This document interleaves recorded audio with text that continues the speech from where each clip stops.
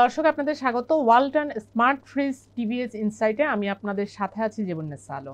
Walton is a global brand. World class innovation নিয়ে ওয়ালটন এখন দেশের সীমানা পেরিয়ে পৌঁছে গিয়েছে 50টিরও বেশি দেশে। ওয়ালটন, ঘরে ঘরে বিশ্বজুড়ে। আমরা আজকে আলোচনা করব খেলাপি ঋণ নিয়ে। আমরা দেখি যে বিভিন্ন খেলাপি ঋণ রিশিডিউল করে তাকে আবার রেগুলার করা হয়, কিন্তু আবারও বারবার রিশিডিউল করার পরেও আমরা দেখি যে এগুলো আবারও খেলাপি হয়ে যাচ্ছে। তো একই লোন কেন বারবার খেলাপি হচ্ছে সেই বিষয়গুলো নিয়ে আজকে আমরা আলোচনা করব। এই বিষয় নিয়ে রিপোর্ট করেছে আমাদের রিপোর্টার তন্ময় মোদক। মোদক, আপনাকে ধন্যবাদ আমাদের স্টুডিওতে আসার জন্য। আপনি যদি একটু বলেন আমাদের এখন কত রিশিডিউল লোন আছে এবং এর মধ্যে আবার কিভাবে কত টাকা আবার খেলাপি হয়েছে। প্রথমে ধন্যবাদ আপা আমাকে শুধু আমন্ত্রণের জন্য। তো আমরা যে ফাইন্যান্সিয়াল স্টেবিলিটি রিপোর্টটা পেয়েছিলাম সেই জায়গায় বাংলাদেশ ব্যাংকের বাংলাদেশ ব্যাংকের সেই জায়গায় আমরা দেখেছি আমাদের এখন পর্যন্ত টোটাল লোন রিশিডিউল করা হয়েছে 3,48,000 কোটি টাকা। তো এর মধ্যে আমার প্রায় 1,34,000 কোটি টাকায় কিন্তু আবার খেলাপির তালিকায় যুক্ত হয়েছে, এবং আমরা খুব অবাক হয়ে দেখলাম যে 2023 সাল পর্যন্ত কিন্তু 54,000 কোটি টাকার মতো কিন্তু এই লোনগুলো খেলাপি হয়েছিল, এবং শুধুমাত্র 2024 সালে প্রায় 80,000 কোটি টাকা নতুন করে খেলাপির তালিকায় যুক্ত হয়েছে। তো যখন আমরা জিজ্ঞেস করেছিলাম ব্যাংকারদের সঙ্গে, অর্থনীতিবিদদের সঙ্গে যখন আমরা কথা বলেছি যে আসলে কেন এই ধরনের লোনগুলা যেটা একবার খেলাপি হয়ে গেছে, ব্যাংক তাকে সুবিধা দিয়ে সেটা রিশিডিউল করে দিয়েছে, সেটা আবার কেন খেলাপি হচ্ছে। তো এইখানে ব্যাংকগুলোর কাছ থেকে বেশ কয়েকটা বক্তব্য এসেছে আসলে 2024 সাল নিয়ে। স্পেশালি 2024 সালে আমরা কি দেখেছি, 2024 সালে কিন্তু একটা রাজনৈতিক অস্থিরতা ছিল, ফলে যে প্রোডাকশনে যাওয়ার কথা ছিল কোম্পানিগুলোর, সেই কোম্পানিগুলো কিন্তু সেই প্রোডাকশনে যেতে পারে নাই। ইনফ্লেশন ছিল, ইনফ্লেশন থাকার কারণে আমার যে ডিমান্ডটা ক্রিয়েট হওয়ার কথা ছিল ইকোনমিতে, সেই ডিমান্ডটা ক্রিয়েট হচ্ছে না, অর্থাৎ তার সেল আসলে কমে যাচ্ছে। ফলে সে যে আসলে একটা প্রোডাক্ট সেল করে সে লোনটা রিপেমেন্ট করবে সেই সক্ষমতার জায়গাটা কমে যাচ্ছে। দ্বিতীয় হলো জ্বালানি সংকট কিন্তু এখন ব্যবসাগুলোতে তীব্র হয়ে উঠেছে। বিভিন্ন সময়ে কিন্তু আমরা ব্যবসায়ী নেতাদের বলতে দেখেছি যে আসলে তারা পর্যাপ্ত টাকা পরিশোধ করার পরও আসলে ঠিকমতো গ্যাস বিদ্যুতের মতো জ্বালানিগুলো পাচ্ছেন না।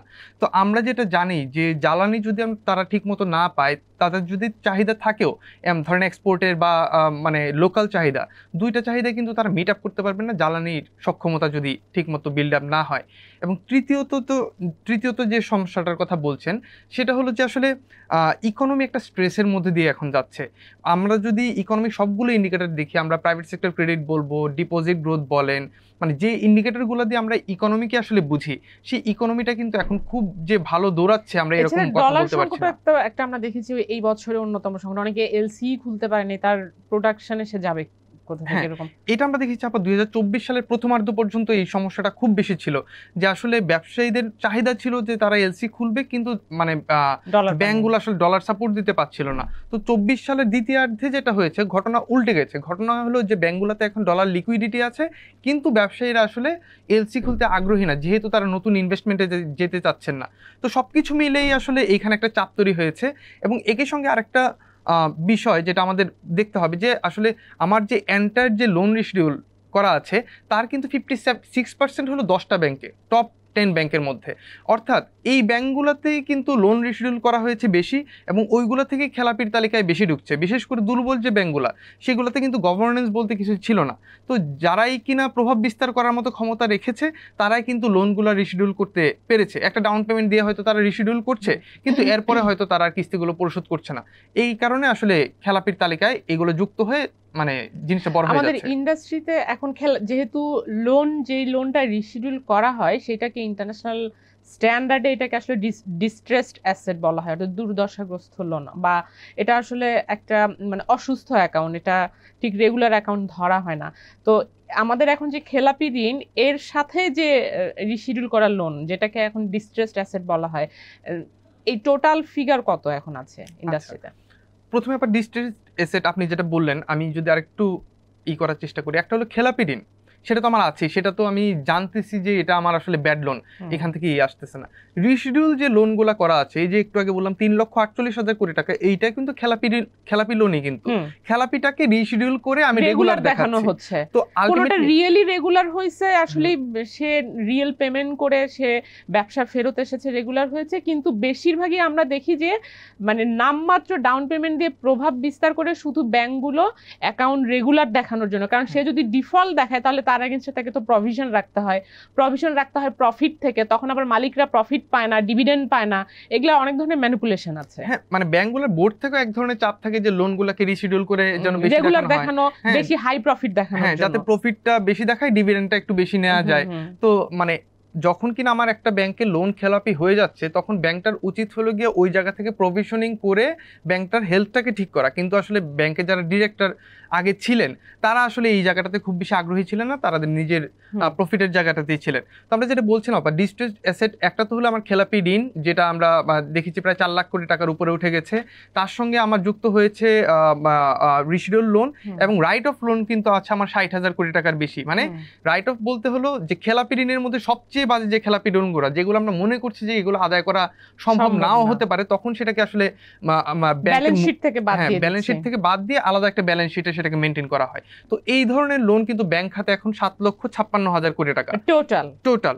প্রায় আমার যে বর্তমানে যে লোন আউটস্ট্যান্ডিং 7,56,000 কোটি টাকা, মানে আমার যে লোন আউটস্ট্যান্ডিং সেটার প্রায় 45% কিন্তু এই জায়গাতে আছে। এবং আমরা যদি 25 সালের জুন শেষে যদি আমরা এই ফিগারটা দেখি, এই ফিগারটা আরো বড় হবে, কারণ মার্চ মাসে কিন্তু আমরা খেলাপি ঋণ আরো বাড়তে দেখেছি, যেটা কিনা এই ডিস্ট্রেস অ্যাসেটে কিন্তু যোগ হবে। সামনের দিনে কি হবে মনে করছে ব্যাংকাররা, যেহেতু আমাদের এখনো কিন্তু ব্যবসা ওইভাবে এখনো মানে রিকভার করার মতো সিচুয়েশন হয়েছে কিনা, তারা কি মনে করছে? ব্যাংকাররা বলছেন যে এই জায়গা থেকে খুব সহসাই আমাদের আসলে উত্তরণের সুযোগ কম বেশ কয়েকটি কারণে। এক হলো গিয়ে আমরা কিন্তু এত কিছুর পরেও জ্বালানি কিন্তু নিশ্চিত করতে পারছি না। সো মানে কোম্পানিগুলা বা ইন্ডাস্ট্রিগুলা বা বিশেষ করে ম্যানুফ্যাকচারিং ইন্ডাস্ট্রিগুলা, তারা যে অ্যাক্টিভলি প্রোডাকশন করে তারা সেল করে সেখান থেকে লোন রিপেমেন্টের যে সক্ষমতা অর্জন করবে, সেই জায়গাটাই এখানে আটকে যাচ্ছে। দ্বিতীয়ত, আমার যেহেতু ইনফ্লেশন স্টিল হাই, কমতেছে একটা স্লো পেসে কমতেছে, কিন্তু এখনো তো আমার 9% কাছাকাছি কিন্তু ইনফ্লেশন আছে। তো এটাও কিন্তু আমার গ্রাহকদের মধ্যে যে ভোগ করার যে প্রবণতা সেটাকে কমিয়ে দেয়, ফলে আমার ইকোনমি আসলে স্লো ডাউনের দিকে যাচ্ছে। এবং আরেকটা বিষয় সেটা হলো যে ঋণ ফেরত দেওয়ার যে ইচ্ছা, সেই ইচ্ছাটা আসলে কতজনের মধ্যে আছে। সেন্ট্রাল ব্যাংক মানে রিসেন্টলি কিন্তু একটা পলিসি সাপোর্ট দেওয়ার জন্য একটা উদ্যোগ নিয়েছে। 300 প্রতিষ্ঠানকে পলিসি সাপোর্ট দেওয়া হচ্ছে, ব্যাংকগুলোর সঙ্গে বসিয়ে দেওয়া হচ্ছে যে তাদেরকে একটা গ্রেস পিরিয়ড দিয়ে তাদের যে খেলাপি ঋণগুলো আছে সেগুলোকে রিশিডিউল করা। তো ব্যাংকগুলো এটাকে ভালো উদ্যোগ বলছে, কেন্দ্রীয় ব্যাংকের উদ্দেশ্য সৎ, সেটা ওনারা বলছেন। কিন্তু বিষয়টা হলো, যেখানে যাদের লোনগুলো খেলাপি হয়েছে এরকম অনেক গ্রাহক আছে যাদের কিনা অনেক অ্যাসেট আছে, তারা হয়তো 20 কোটি টাকার একটা ফ্ল্যাটে থাকতেছে বা বাড়িতে থাকতেছে, তাদের হয়তো ল্যান্ড অ্যাসেট অনেক আছে, কিন্তু সেই ল্যান্ড অ্যাসেট বা বাড়ি এইগুলা সেল করে তারা যে লোনটাকে রিপেমেন্ট করবে অথবা তাদের বিজনেসে ইকুইটি ইনজেক্ট করবে, সেটা তারা করতে খুব বেশি আগ্রহী না। তো এই জায়গাটা যদি না হয়, তাহলে কিন্তু এই যে কেন্দ্রীয় ব্যাংকের উদ্যোগটা, সেই উদ্যোগটা খুব বেশি সফল হওয়ার সম্ভাবনা আসলে ব্যাংকগুলা কম দেখছে। এবং আমরা দেখি যে টপ বরোয়াররা, মানে এটা কিছু ব্যাংকে আপনি দেখছেন লিখেছেন যে কনসেন্ট্রেটেড হয়ে আছে, যে কয়টা টপ বরোয়ার ফেল করলে কয়টা ব্যাংক আসলে কলাপস করে যাবে। এটা কি বলছে বাংলাদেশ ব্যাংকের রিপোর্ট? তো বাংলাদেশ ব্যাংকের রিপোর্ট আমরা দেখছি এখন পর্যন্ত 19টা ব্যাংক তারা আসলে রিকোয়ার্ড ক্যাপিটাল তারা রাখতে পারছে না, কারণ তাদের অনেক বেশি খেলাপি হয়ে যাওয়ার কারণে তাদেরকে প্রভিশন রাখতে হচ্ছে, সেই কারণে তারা ক্যাপিটাল রিকোয়ারমেন্ট ফুলফিল করতে পারছে না। একই সঙ্গে বাংলাদেশ ব্যাংক দেখেছে যে অন্য যে ব্যাংকগুলো আছে 19টা বাদে, তো ওই ব্যাংকগুলোর যদি টপ টু বরাবর ফেল করে, তাইলে কিন্তু ফেল করে বলতে আমি বলছি যে এনপিএল হয়ে যায় বা ক্লাসিফাইড হয়ে যায়, তাইলে কিন্তু আরো 5টা ব্যাংক এখানে যুক্ত হবে যারা কিনা ক্যাপিটাল শর্টফলে চলে যাবে। অর্থাৎ আমার ব্যাংক খাতে 24টা ব্যাংকই কিন্তু এই ধরনের মানে ক্যাপিটাল লোন কনসেন্ট্রেশনে আছে। অর্থাৎ আমি একটা দুইটা বড় গ্রুপকেই সব টাকা দিয়ে দিচ্ছি, আমি মানে এটা যে ছোট ছোট বড়োয়ার ভাগ করে দেয়া বা নতুন এন্টারপ্রেনার তৈরি করে, এটা ব্যাংকগুলোর মধ্যে এই ক্যারেক্টার এখনো তৈরি হয়নি। ব্যাংকগুলো আসলে বাংলাদেশের অধিকাংশ ব্যাংক আসলে হোলসেল ব্যাংকিং করে অভ্যস্ত, তারা আসলে বড় কর্পোরেট গ্রাহক ধরলো, যেমন যে কোনো একটা গ্রাহকের পিছনে সব ব্যাংক 10,000 কোটি টাকা লোন দিয়ে দিল, তার মানে ব্যালেন্স শিট অনেক বড় হয়ে গেল, সে অনেক ইনকাম দেখাতে পারছে, 10,000 কোটি টাকা লোন দিয়েছি, সেখান থেকে আমার ইনকাম আসছে। কিন্তু যেটা হলো, এই ধরনের লোনের ক্ষেত্রে রিস্ক হলো কি, আমার একটা বড় যদি ফেল করে তখনই কিন্তু আমার এন্টার পোর্টফোলিওটা রিস্কে পড়ে যায়। কিন্তু আবার যেসব ব্যাংক যেমন ধরেন ব্র্যাক ব্যাংক, সিটি ব্যাংক, তারা কিন্তু আসলে এই ধরনের বড় লোন কনসেন্ট্রেশনে না গিয়ে তারা ছোট ছোট লোনে বেশি কনসেন্ট্রেট করছে, যেই কারণে তাদের প্রোফাইলগুলা বা ব্যাংকিং ব্যালেন্স শিটগুলা অনেক বেশি ডাইভার্সিফাইড। এইসব ব্যাংকে আসলে খেলাপি ঋণও তৈরি হচ্ছে কম। তবে এইটারও কিন্তু দ্বিমত আছে, অনেক ব্যাংকাররা বলেন যে ছোট যেসব লোন দেওয়া হয়, এসএমই লোন বা স্মল যেসব লোন দেওয়া হয়, এইসব লোনে কিন্তু প্রতিনিয়ত একটা টাইম পিরিয়ড পরে টপ আপ করে দেওয়া হয়। ধরেন একটা 60 মাসের একটা কিস্তিতে একটা লোন নিল, ধরেন 20 মাস একটা কিস্তি দিল, তারপরে তাকে টপ আপ করে দেওয়া হচ্ছে। ফলে এই যে এসএমই বা স্মল লোনে যে খেলাপি হওয়ার যে প্রবণতা সেটা কমে যাচ্ছে, কারণ সে তো আবার নতুন করে ব্যাংক থেকে টাকা ইনজেক্ট পেয়ে যাচ্ছে এই কারণে। তো ব্যাংকাররা বলছেন যে যদি এই ধরনের টপ আপ সিস্টেম বন্ধ হয়ে যায় তখন ছোট লোন বা এসএমই লোনগুলোর মধ্যেও খেলাপি হয়ে যাওয়ার প্রবণতা বেড়ে যাবে। ধন্যবাদ আপনাকে আমাদেরকে সময় দেওয়ার জন্য। আপনাকে ধন্যবাদ আপা। দর্শক, আপনারা দেখছেন যে আমাদের আসলে কিভাবে খেলাপি ঋণকে বিভিন্ন সুবিধা দিয়ে রেগুলার করা হয়, এরপর আসলে তারা যেহেতু রিয়েলি গুড বরোয়ার না হওয়ার কারণে আবারও খেলাপি হয়ে যাচ্ছে, যে কারণে আমরা দেখছি যে রিশিডিউল করা লোনগুলো আবারও খেলাপি হচ্ছে এবং ইন্ডাস্ট্রিতে ডিস্ট্রেসড অ্যাসেট বেড়ে যাচ্ছে। ডিস্ট্রেসড অ্যাসেট বেড়ে যাওয়ার মানে হলো ব্যাংকগুলোতে কিন্তু এগুলো লিকুইডিটি স্ট্রেস তৈরি করছে, যেহেতু ওই লোনগুলো ফেরত আসছে না বা রেগুলার দেখাচ্ছে ব্যাংকগুলো রিশিডিউল করে, কিন্তু আসলে ওখান থেকে কোনো ইনকাম নাই, কোনো ক্যাশ ফ্লো নাই, ফলে ব্যাংকগুলো কিন্তু নতুন করে লোন দেওয়ার ক্যাপাসিটি নাই। এখন যদি আমরা দেখি যে ব্যাংক, আমাদের 60টা ব্যাংক আছে, সেই ব্যাংকের মধ্যে মাত্র 10 থেকে 12টা ব্যাংক লোন দেওয়ার ক্যাপাসিটি এখন রাখে এই মুহূর্তে আমরা যেই লিকুইডিটি পজিশন দেখি। তো এর ফলে কিন্তু আসলে প্রাইভেট সেক্টরে লোনের যে প্রবাহ সেটাও কমে যায়, নতুন বিজনেস যারা করছেন তারা লোন পান না, এই ধরনের একটি সংকট তৈরি হয়।